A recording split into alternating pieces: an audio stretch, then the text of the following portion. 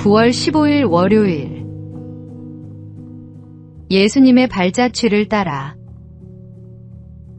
한 아이가 주일에 교회를 다녀온 뒤 온종일 엄마 뒤를 쫓아다녔습니다. 엄마는 아이가 무슨 장난을 치나 싶어 귀엽게 보았습니다. 그런데 어딜 가도 아이가 졸졸 쫓아다니다 보니 집안일을 제대로 할 수가 없어 점점 화가 났습니다. 결국 참지 못한 엄마가 아이에게 화를 냈습니다. 방에 가서 놀라고 했는데도 왜 말을 듣지 않고 엄마 뒤를 쫓아다니니? 그러자 아이가 뜻밖의 대답을 했습니다. 오늘 교회에서 선생님이 예수님의 발자취를 따라가야 한다고 가르쳐 주셨어요. 그런데 아무리 찾아도 예수님의 발자국이 보이지 않아서 가장 사랑하는 엄마의 뒤를 쫓아다녔어요. 아이의 이 대답은 순간 엄마의 마음을 멈추게 했습니다. 아이는 누구보다 가깝고 사랑하는 엄마의 모습을 통해 주님을 경험하고 있었던 것입니다. 성경을 통해 주님을 만난 우리는 다시 말씀이 가르치는 대로 주님의 발자취를 따라갑니다. 그러나 말씀도 알지 못하고 주님을 만나지 못한 사람들은 가장 가까이에 있는 크리스천, 바로 우리들의 삶을 통해 예수님이 어떤 분인지를 경험합니다. 동행하는 사람은 말보다 더 깊은 삶의 향기로 복음을 전하고 삶 가운데 저절로 복음의 향기를 세상에 내뿜습니다. 오늘의 말씀하시되 나를 따라오라. 내가 너희를 사람을 낚는 어부가 되게 하리라 하시니. 오늘의 만나. 우리의 삶이 예수님을 보여주는 산편지가 되어야 합니다. 매일 주님의 발자취를 따라가는 제자의 삶을 살아가십시오.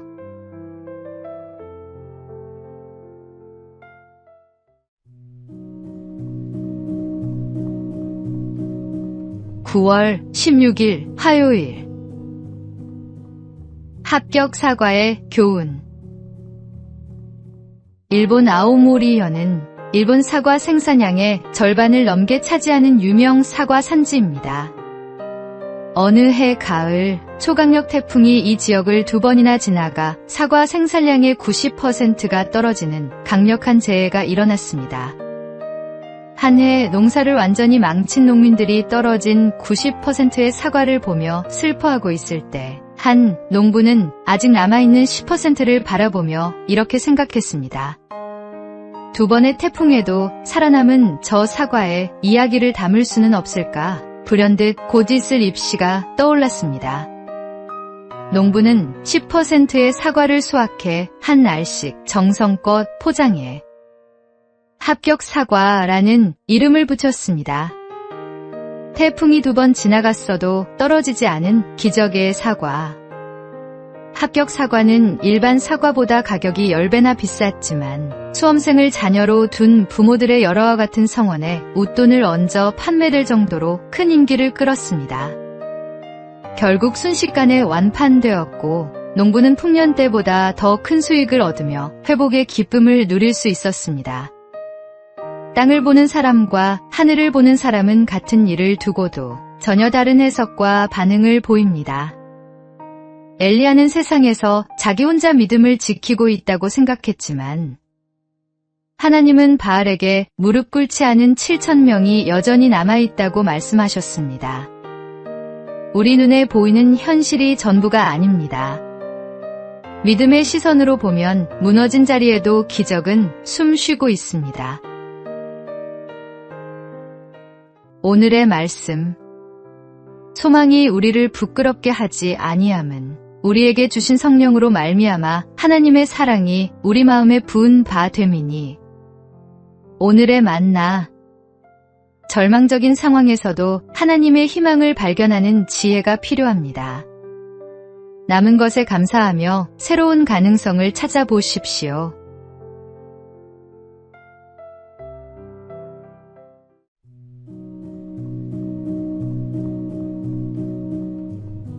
(9월 17일) 수요일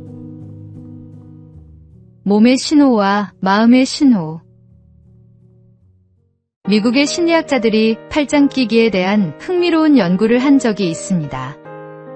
심리학자들은 첫 번째 그룹의 사람들에게 편안한 자세로 강의를 들으라고 요구했습니다. 다음으로 두 번째 그룹의 사람들에게는 강연 내내 팔짱을 끼고 있으라고 요구했습니다. 강의가 끝난 후 강연 내용을 얼마나 잘 기억하는지 테스트를 해봤습니다.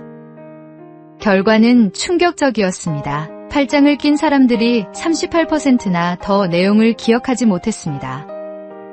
팔짱 하나 때문에 이런 결과가 일어난다는 걸 믿지 못한 심리학자들은 몇 달 뒤 다시 1,500명을 대상으로 같은 실험을 진행했습니다.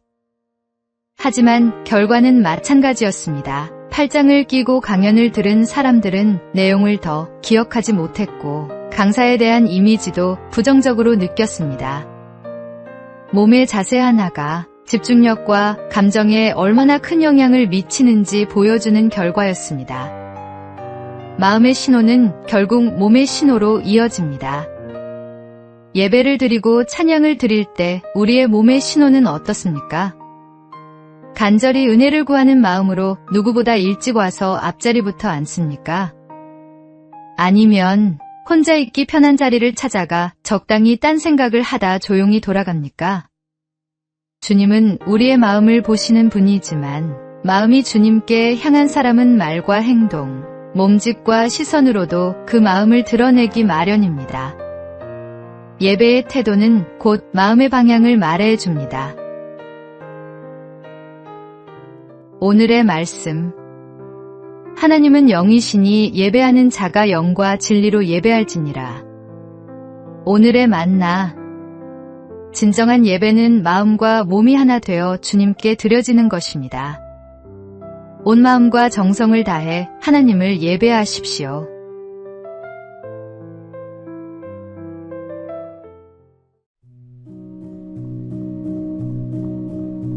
(9월 18일) 목요일. 교만의 5가지 가면. 한 베스트셀러 작가가 말한 교만의 5가지 가면입니다. 첫째, 두려움이라는 가면입니다. 강하고 담대하게 하나님의 일을 진행하지 못하고 두려워 피하는 것이 교만입니다. 순종보다는 회피를 택하는 마음 속 깊은 뿌리에 교만이 자리 잡고 있을 수 있습니다. 둘째, 게으름이라는 가면입니다. 마땅히 해야 할 주님의 일을 미루고 있다면 이것 또한 교만입니다. 해야 할 줄 알면서도 행동하지 않는 것이 바로 불순종이며 그것은 겸손과 거리가 멉니다. 셋째, 가식이라는 가면입니다. 하나님 앞에서조차 진짜 나의 모습을 드러내지 못하는 것은 교만입니다. 진실한 회개와 솔직함이 없이는 주님과의 친밀함도 없습니다. 넷째, 독립이라는 가면입니다. 하나님의 도움 없이 나 혼자 할 수 있다는 생각도 교만입니다. 의지하는 척하지만 실제로는 자신의 힘을 더 믿고 있는 경우도 많습니다. 다섯째, 빗나간 집착이라는 가면입니다. 철저히 예수님 중심으로 살아가지 못하는 삶은 교만입니다. 내 뜻, 내 계획, 내 방식만 고집하는 것도 결국 나를 주인 삼는 교만입니다. 우리에게 있을 수 있는 우월의식도 열등의식도 모두 교만의 다른 얼굴입니다. 끝까지 겸손하셨던 주님처럼 매일 나를 낮추며 주님을 진정한 주님으로 섬기십시오. 오늘의 말씀. 교만은 패망의 선봉이요 거만한 마음은 넘어짐의 앞잡이니라. 오늘의 만나. 교만은 다양한 모습으로 우리를 속입니다. 겸손한 마음으로 자신을 돌아보며 주님 앞에 낮아지는 삶을 살아가십시오.